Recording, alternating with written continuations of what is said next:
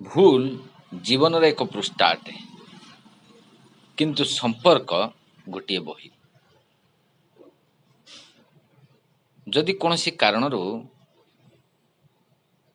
କିଛି ଭୁଲ ହେଇଯାଏ, ତେବେ ଜୀବନର ସେଇ ପୂର୍ଣ୍ଣ ରୂପକ ବହିରୁ ସେ ପୃଷ୍ଠାଟିକୁ ଫୋପାଡ଼ି ଦେଇପାରନ୍ତି, କିନ୍ତୁ ଜୀବନରୁ ଗୋଟିଏ ଭୁଲ ପାଇଁ ସମ୍ପୂର୍ଣ୍ଣ ବହିକୁ ହରାଇବା ଅନୁଚିତ।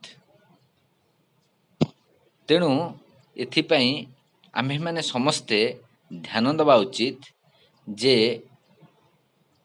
ମଣିଷ ମାତ୍ର କି ଭୁଲ ଥାଏ, କିନ୍ତୁ ତା ମାନେ ନୁହେଁ ଯେ ଆମେ ସମ୍ପୂର୍ଣ୍ଣ ରୂପେ ବହିଟିକୁ ଦୂରେଇ ଦେବା।